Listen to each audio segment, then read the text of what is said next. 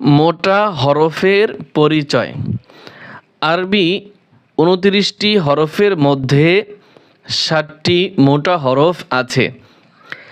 তিলাওয়াত করার সময় মুখের ভেতর থেকে জিহ্বার সাহায্যে মোটা করে উচ্চারণ করতে হয়। আমি আবার বলছি, আরবি 29টি হরফের মধ্যে 60টি মোটা হরফ রয়েছে। 29টি হরফের ভিতরে 60টি মোটা হরফ রয়েছে। তিলাওয়াত করার সময় মুখের ভিতর থেকে জিহ্বার সাহায্যে, কিসের সাহায্যে? জিহ্বার সাহায্যে মোটা করে উচ্চারণ করতে হয়। তাই এই 60টি হরফ হচ্ছে এই।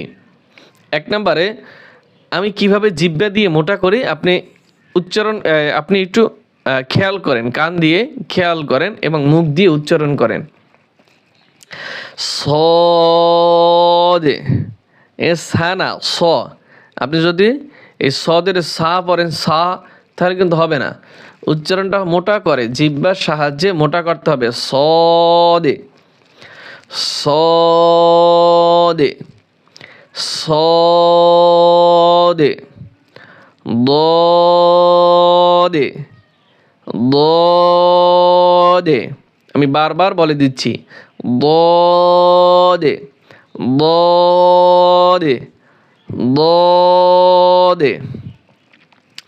ত ত ত ত ত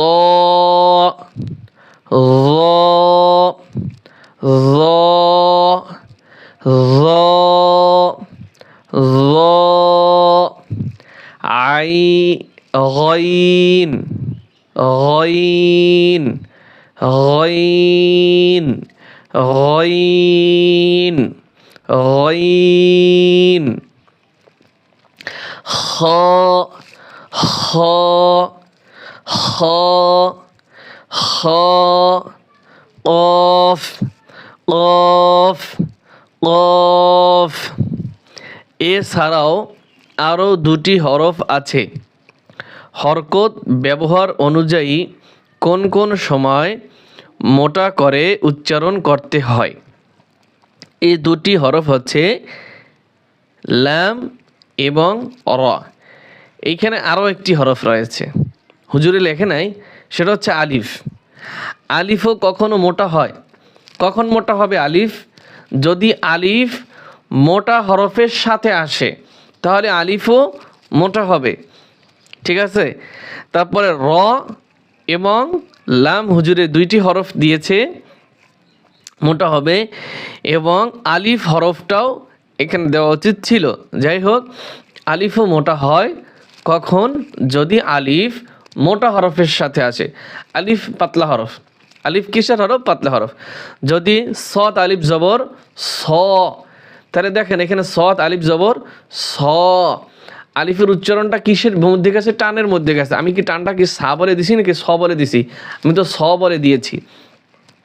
তার আলিফটা এখানে কি হয়েছে? মোটা হয়েছে। আমি কিন্তু আইডিয়া করে কথাগুলি বলি নাই। আমি যখন বাংলাদেশ হুফাজুল কোরআন ফাউন্ডেশনের ট্রেনিং করেছি, হাফেজকারী আব্দুল হক সাহেব হুজুর এবং হুজুরে এই যে কোরআন শিক্ষা যে হুফাজের যিনি চেয়ারম্যান আব্দুল হক সাহেব হুজুর, তিনি বলেছেন, এবং হাফেজকারী আব্দুল কাদের সাহেব তিনিও একথা বলেছেন। তারাই হচ্ছে হাফেজ বোর্ডের এই যে একটা বোর্ড আছে হাফেজদের, সেখানের পরিচালক। তাহলে আমরা পাইলাম 3টা হরফ মোটা হয়। রর কিছু নির্দিষ্ট কিছু কারণ আছে 60টি, এবং লামেরও ওই যে আল্লাহ পড়ার মোটা এবং বারিকের নিয়ম আছে।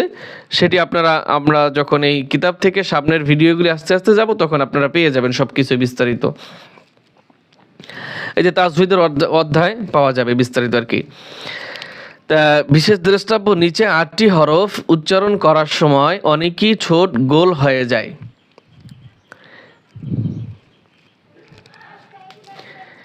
নিচের 8টি হরফ উচ্চারণ করার সময় অনেকই ঠোঁট গোল হয়ে যায়। মনে রাখতে হবে, ঠোঁট গোল করলে এই হরফগুলো তার মাখরাজ এবং সিফাত থেকে সঠিকভাবে আদায় হয় না। পেশের উচ্চারণ ব্যতীত জবর এবং জেরের উচ্চারণ করার সময় ঠোঁটকে সোজা রেখে গোল না করে উচ্চারণ করতে হবে। তাহলে এই যে 8টি হরফ রয়েছে, এই যে মোটা হরফ 7টি এবং র অতিরিক্ত আছে র, এই 8টি হরফ উচ্চারণ করার সময় অনেকেই কি করে, ঠোঁট গোল করে। এখানে কিন্তু ভালোভাবে লেখা আছে হরফগুলো তার মাখরাজ এবং সিফাত থেকে সঠিকভাবে আদায় হয় না। পেশের উচ্চারণ ব্যতীত জবর এবং জেরের উচ্চারণ করার সময় ঠোঁট সোজা রেখে গোল না করে উচ্চারণ করতে হবে। পেশের সময় সবগুলি হরফ, পেশের সময় কি সবগুলি হরফ, আরবি 29টি হরফই পেশের সময় মুখ গোল হবে, ঠোঁট কি হবে, গোল হবে। আর বাকি সময় ঠোঁট গোল করা যাবে না। যেমন সদ জবর স, গোল করা যাবে না। সজ্জের সি, গোল করা যাবে না। সদ পেশ সু, এখানে গোল করতে হবে। দদ জবর দ, মুখ গোল করা যাবে না। দজ্জের দুই, গোল করা যাবে না। দদ পেশ দু, গোল করতে হবে। জবর অথবা জেরের সময় গোল করা যাবে না, পেশের সময় অবশ্যই গোল করতে হবে। তা ভুল হইতে চায় এমন হরফ 8টি দিয়েছেন হুজুরে। এরপর আছে শুধুমাত্র নুন এবং অ উচ্চারণ করার সময় ঠোঁট গোল করে উচ্চারণ করতে হবে। অতে হরফ এবং হরকত উভয়টাই উচ্চারণ করার সময় ঠোঁট গোল করে। অ হরফ সবসময় কি হবে, ঠোঁট গোল হবে।